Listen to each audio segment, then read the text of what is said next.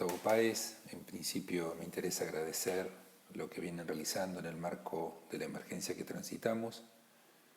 No es un cumplido, ni mucho menos, es una satisfacción saber el interés demostrado, la predisposición a adaptarse a lo inédito y aún más la producción y el alcance que tiene la misma. En la tarde del jueves vimos la producción cargada en la nube en cuanto al esquicio a la temática del primer semestre y pareció conveniente aportar algunos criterios que puedan colaborar con la lógica que venimos planteando desde el taller. En la generación del argumento como idea proyectual, o sea, cuáles son los lineamientos que encuadran posteriores decisiones y la implementación de las generadas durante el proceso, que respeten y fortalezcan esos argumentos que quizás en primera instancia podemos relacionar a cuál es el aporte de la pieza a la ciudad en cuanto elemento en el paisaje urbano entre comillas, más aún en la centralidad que se encuentran las tres localizaciones de los vacíos a intervenir, con condiciones intencionalmente generadas de bordes y de geometrías para cada parcela en particular. Nuestra ciudad de La Plata cuenta con una planificación reconocida, planificación en su casco histórico, situación que el anillo de circunvalación, otra vez entre comillas, el anillo de circunvalación contiene y a partir del mismo hace de las periferias, sean optativas o marginales, indistinto para este concepto, que éstas no se vinculen con la planificación mencionada anteriormente. ¿Por qué menciono lo anterior? Quizás la particularidad de la trama rectangular, las diagonales, los espacios verdes organizados en la trama y parcelamientos tipificados, nos configura situaciones urbanas muy similares entre sí. Quizás ciudades, como el caso de Rosario o la ciudad de Buenos Aires, por citar dos grandes ciudades, sus estructuras urbanas y parcelamientos son diversos entre sí, como también sus condiciones de borde urbano. Por lo cual, consecuentemente, se generan situaciones donde lo singular amplía condiciones diferentes frente a la similitud que determina la trama urbana o la similitud que puede determinar a priori la trama urbana de la ciudad de La Plata. Ahora bien, esa condición nos interpela en la respuesta urbana en condiciones de flujos, de características de circulaciones vehiculares, de circulaciones peatonales, perspectivas desde el lugar de intervención al sitio a intervenir, perspectivas generadas desde la propuesta hacia el paisaje urbano, la orientación, los accesos, y quizás una relevancia particular con respecto al perfil urbano y a los bordes establecidos en cada uno de los vacíos, entre comillas, que ustedes tienen que intervenir en las tres localizaciones predeterminadas. La ciudad tiene diversos ejemplos como respuestas a condiciones mencionadas que vale la pena mencionar con diversas lógicas y que son lógicas y situaciones que ustedes tienen que comprender o desarrollar durante este esquicio, durante este trabajo y los demás trabajos obviamente también, que tiene que ver con la lógica de la ocupación del suelo, la respuesta a los bordes existentes o posibles en futuros mediatos, la accesibilidad, los planos de acceso, el núcleo de circulación vertical, quizás la mayor diferencia en este cambio de arquitectura 3 a arquitectura 4, y la generación de la mayor relevancia de los espacios principales de la fachada en función al desarrollo de cada uno de los edificios. Y quedará seguramente, si bien se van a ver algunas imágenes, varias de estas intenciones, la dimensión material del edificio, que será un tema que nos ocuparemos con el correr del desarrollo del tema en unos días. Esta imagen, que tiene que ver con el Colegio de Escribanos en la esquina de 13 y 47, proyecto de Gustavo Espiazu y Javier García García como parte de un equipo mayor, es un edificio que debía vincularse con el edificio existente lindero, también del Colegio de Arquitectos, donde responde con una primera vinculación de esa planta y con la planta de acceso a un nivel diferente de la vereda. Condición que genera una planta con una cierta independencia del carácter de lo público y así también la diferencia como posibilitante de nuevas perspectivas que se generan en ese plano elevado del entorno inmediato. Más precisamente para con el Palacio de Justicia que se encuentra del otro lado de la Avenida 13. El llamado a concurso y el proyecto responde a la necesidad de vincular lo anterior con el nuevo edificio. El acceder internamente entre ambos edificios y lo hace mediante el nuevo nivel de basamento, como planta pública con clara definición de ocupación de núcleo de circulación vertical. Ingreso del público sobre la esquina, o sea, sobre calle 13 en realidad, e ingreso del personal entre ambos edificios. Más allá que la vinculación entre edificios, luego la hace también en el tercer piso nuevamente. En la planta siguiente, que es la que está arriba a la izquierda, no se contempla la geometría total para el uso de la planta que ocupa la pisada del edificio, en función de jerarquizar con doble altura el ingreso y posteriormente, en las demás plantas, sí un rendimiento propio del total de la geometría de la planta del edificio. El núcleo vertical, con ascensores en relación a la mayor flexibilidad que pueda obtenerse de la planta, con la escalera detrás de estos, detrás de los núcleos de ascensores, de la batería de ascensores, y verán así también la ubicación del núcleo en función del armado de planta en relación a la generación de fachada con espacios principales al exterior. En este caso, a calle 47, a avenida 13 y así también a calle 48 mediante la altura que permite el edificio existente del Colegio de Escribanos. También sobre avenida 53, en este caso sobre 8 y 9, seguramente conozcan el edificio que también es consecuencia de un concurso que ganó el equipo de Esperón y Martínez y Juan Flores, donde se alojan actividades complementarias al recinto de la Cámara de Diputados de nuestra provincia. Proyecto referente en relación a situaciones de bordes entre medianeras, en el caso del terreno 3, creo que es el 3 de ustedes, el que está sobre 54, frente a Plaza Moreno, donde la estrategia del acceso es sustancialmente diferente a lo que veíamos en el Colegio de Escribanos, siendo que el espacio público, en este caso el Boulevard 53, juega, si fuera la palabra, en incorporarse en el interior del edificio, entendiendo como un todo esa relación de lo público en el interior del edificio, como una planta permeable desde el espacio exterior e incluso trasladando su desarrollo hacia la totalidad del terreno.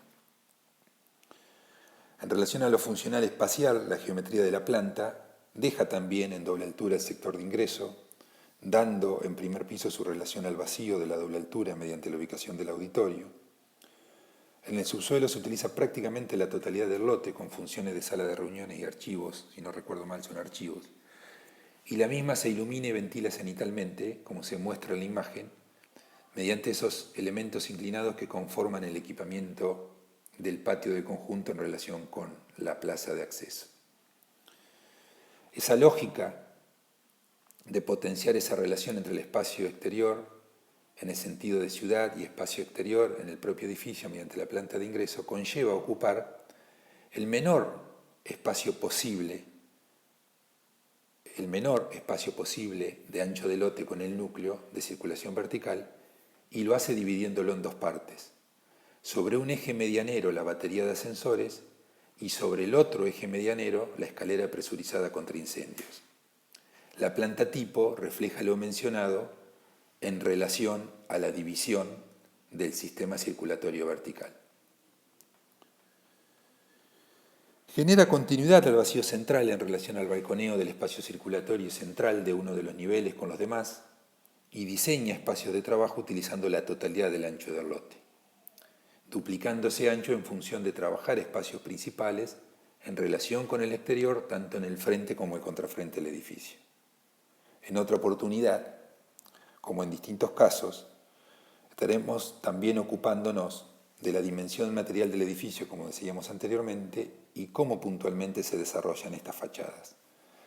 tanto en su lenguaje como en su resolución tectónica, y en este caso, y por eso lo menciono aquí, hay una clara diferencia con respecto a la orientación, a la diferencia de orientación hacia la cual se desarrolla en el edificio para el frente como para el contrafrente. Un edificio entre medianeras en Rosario que desarrolla Mario Roberto Álvarez y una estrategia que incluso es posible en relación al código de edificación de nuestra ciudad de La Plata. En el sentido de consolidar un basamento, entre comillas, que para el caso de La Plata, si no recuerdo mal, debe ser hasta 7 metros de altura para luego poder retirar el frente desde la línea municipal, incluso desde el eje medianero. Este edificio es el de la Bolsa de Comercio, que está ubicado en el área centro de la ciudad de Rosario. Su frente, o sea, el ancho del lote, está relacionado en la trama en forma parcial a una plazoleta, que de la misma te parás y ves la totalidad del edificio, cómo se desdibuja esa no coincidencia del frente del edificio con el ancho del espacio verde que genera la plaza. Y verán que el terreno no tiene una geometría pura, dado que parece ser el resultado de la unificación de dos parcelas de diferente tamaño. La planta de acceso cuenta con un gran semicubierto en la totalidad del ancho del lote, semicubierto generado por el desarrollo de una planta que ocupa prácticamente todo el terreno, y una altura distintiva de esa planta en relación a que contiene el salón de operaciones que es propio de una bolsa de comercio. Situación que a escala peatonal permite reconocer la reconstitución del perfil urbano sobre línea municipal para actuar el mismo con su cubierta como terraza y posterior despegue de las plantas tipo de oficinas. Despegue en el sentido de la terraza como expansión desde el palier superior y de las plantas superiores, y también el retiro del edificio en altura de la línea municipal, pudiendo interpretarse que el basamento se relaciona con la escala peatonal en el sentido de profundizar su carácter de horizontalidad, cuando el resto del edificio responde a la situación urbana en respuesta al área y su carácter vertical en conjunción con la horizontalidad mencionada anteriormente. Interesa destacar la ubicación del núcleo, cómo se refleja tanto en la foto aérea que veíamos al principio, en el giro que forma la L que toma la implantación, y observen también en términos funcionales la lógica del funcionamiento simultáneo de la Bolsa de Comercio con el carácter de lo público y la administración de ingresos y egresos trabajando con un único núcleo de circulación vertical con el conjunto de edificios que se desarrollan en el edificio. La batería de ascensores recibe público de la bolsa desde el hall principal y se despega una segunda batería de ascensores detrás de la primera para el ingreso y el egreso a las oficinas mediante acceso diferenciado sobre el lateral derecho de la planta baja del edificio. Cuando se desarrolla la planta tipo se configura en relación a tres caras libres, despegando el edificio del lado opuesto al que se recuesta el núcleo y la posibilidad de generar fachada en el frente, en el lateral del despegue y en consecuencia con una buena orientación y en la fachada del contrafrente. Estuvimos por La Plata, pasamos rápido por Rosario con Mario Roberto Álvarez y vamos con Álvarez a la ciudad de Buenos Aires, edificio Somisa. Actualmente funcionaba la jefatura de gabinete del Gobierno Nacional, pero fue construida para oficinas de una gran siderúrgica de San Nicolás, llamada en ese momento Somisa, ubicada en el norte de la provincia de Buenos Aires. Implantado en un lote de una geometría muy particular, similar a un triángulo con su eje longitudinal como protagonista en la organización del mismo, no tengo buena información de plantas y cortes en web, pero es importante analizar el criterio de funcionamiento de la planta como consecuencia de la inserción en el sentido de reconstrucción de los perfiles urbanos, materializando la línea municipal como pieza urbana y con el despegue de su único eje medianero en el lado más corto del triángulo, atrás. Triángulo entre comillas también, ¿no? Es importante interpretar la diferenciación de accesos y su correspondencia con los núcleos y por ende la centralidad de los mismos, sobre un eje que parece espejar en ambos lados una conformación simétrica, todas condiciones en consecuencia de una decisión primaria de mantener todos los bordes del edificio conformado con espacios principales, las oficinas en este caso. Verán sobre la esquina, en un pequeño semicubierto sobre una ochava mínima, un único ascensor jerárquico que no participa del sistema de batería de los ascensores, específicamente por la particularidad que tiene su uso. Luego, la batería de ascensores, en algún sentido con similitud al edificio que vimos recién en Rosario, donde el público toma los ascensores en relación al espacio señalizado con el número 1, el hall de exposiciones que se puede ingresar tanto por la ochava como por los dos laterales del ascensor, o sea, por 3 frentes distintos, y el completamiento de la batería de ascensores espalda con la pública. Y en este caso, para el uso de trabajadores del lugar que acceden tanto desde los laterales como de las plantas de cochera del subsuelo del edificio. También destacar la continuidad de ese eje regulador que espeja la función en la conformación de servicios detrás de la batería de ascensores y la relación con el despegue de la pieza arquitectónica en ese borde desde el eje medianero. El edificio, vale mencionarlo, expresa en su lenguaje, en su materialización y sobre todo en su estructura el protagonismo del acero en relación a que era Somisa quien producía y laminaba ese material para todo el país. Cerrando Buenos Aires, y si de edificios en altura se trata, difícil omitir al equipo de arquitectos que generalmente sintetizamos con el apellido de Solsona. Lo veremos en un edificio corporativo y conocido por el nombre de la gaseosa Coca-Cola, que encarga un edificio para el funcionamiento de sus oficinas. La condición en la estructura urbana y la relación de borde difiere de todas las que vimos hasta el momento, básicamente por su vínculo con un sistema de conectividad urbana que genera la dimensión de esas cintas vehiculares que vemos, condiciones de flujos y demás, donde la implantación pone en relieve esa situación sobre el vacío futuro también que puede visualizarse detrás del edificio realizado. La imagen expone así también posibles alturas de referencia con las preexistencias lindantes, en función que el edificio de la izquierda de la imagen aporta una altura trasladada a la morfología del nuevo edificio corporativo y el edificio de la derecha, también corporativo, es prácticamente coincidente con la altura total. Se reconoce en la propuesta un criterio de basamento con salón auditorio y de uso para capacitación, de capacitaciones, la sala de reuniones, videoconferencias y lo relacionado con el acceso público. Un sector intermedio que es el que está identificado ahí en los bocetos pintado de celeste, con pisos de oficina y un remate que es el que está expuesto en el despliegue de partes, un remate con desarrollo de áreas sociales y de expansión. El núcleo de servicios, en una proporción algo menor al 25% del total de la planta tipo, concentra su totalidad en esa porción de planta. Un espacio intermedio como palier en cada planta, que está marcado ahí con un color, la circulación vertical mediante ascensores y escaleras, conjunto de baños con circulación hacia los mismos que a la vez articulan el interior del total del módulo, el conjunto de ascensores del conjunto de núcleo húmedo de baños. Bien, desde La Plata, por Rosario y por Buenos Aires, cerramos por algunas cuestiones conocidas, pero siempre relevantes en Nueva York. 2 edificios de referencia permanente que conviven en la misma situación urbana, uno frente a otro.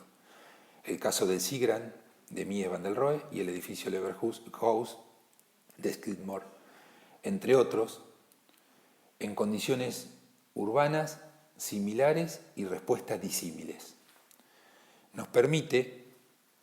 encontrar interesantes propuestas urbanas a prácticamente una misma situación, pero con 2 planteos radicalmente diferentes en cuanto a implantación en el sentido de lo que solemos llamar, entre comillas, la pisada del edificio en el lugar. Lever House es un edificio de principios de los años 50, en el cual se reconoce con claridad la reconstrucción de los bordes de la parcela mediante esa planta elevada y la doble condición en cuanto a las relaciones con el espacio exterior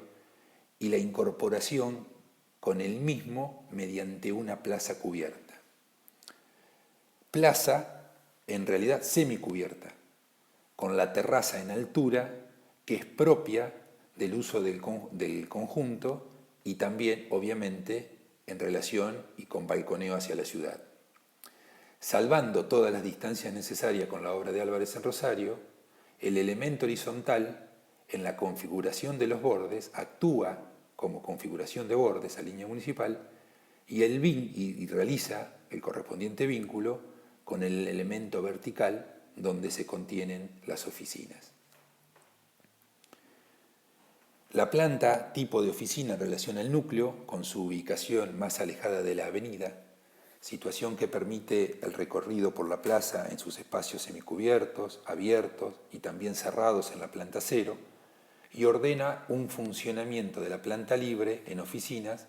ocupando ese núcleo uno de los bordes, el borde más corto del rectángulo, para la generación de fachadas en sus lados largos y en el extremo que se relaciona con cercanía con la avenida. Pocos años después, en la misma década, Mies, frente a la Lever, proyecta y construye el Sigran, edificio que cede sin disimulo parte del terreno como plaza a la ciudad y desde ella el acceso al público. La plaza en su perfil toma la diferencia de altura con un pequeño basamento que comienza en la avenida y la vereda empieza a bajar en el sentido perpendicular a esta avenida, donde se genera el acceso al núcleo de servicios de los trabajadores al edificio. El núcleo articula entre el sector del edificio de claro desarrollo en vertical y con mayor altura con el bloque trasero a este, que toma una altura de referencia de los primeros edificios de Nueva York. La planta de oficina se ordena con 3 caras libres y el núcleo como consecuencia de articular las plantas inferiores en relación a la conformación del contrafrente de la tira de las oficinas. La diferencia, quizás más importante a destacar, es el reconocimiento a escala urbana de 2 edificios donde en ambos, a escala ciudad, prevalece su desarrollo vertical sin ningún lugar a dudas. Y las plantas de acceso también tienen sus vínculos directos con el espacio público. En Sigran, el elemento vertical se retira disolviendo los límites de lo público y privado. Y en Lever, mediante la consolidación de la línea municipal, esta situación se relativiza,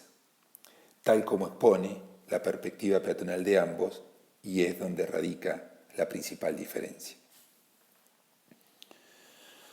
Ustedes ya conocen la propuesta urbana de Kevin Roche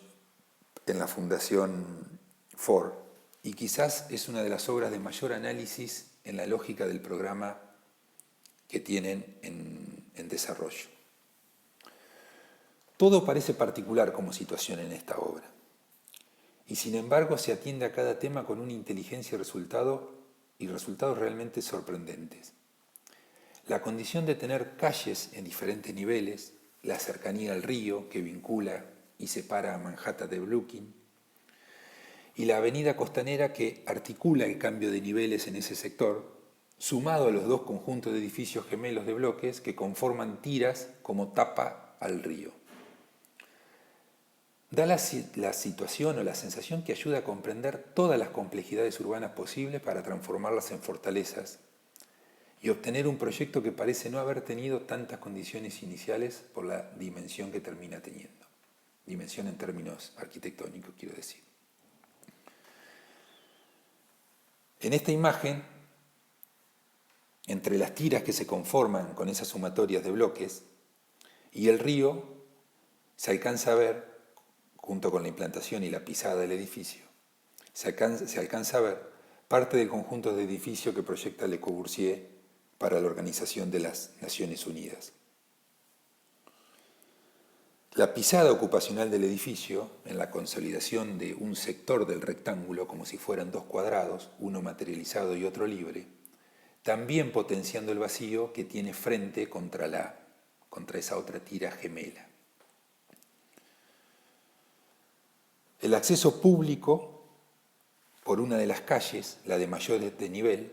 y por el jardín interior, que a la vez se relaciona con el jardín exterior, entendiendo el núcleo de circulación vertical en relación a la recepción de público desde ambos ingresos. Haciendo de este espacio, que si bien es de uso privado, en el límite que genera casi sobre la línea municipal,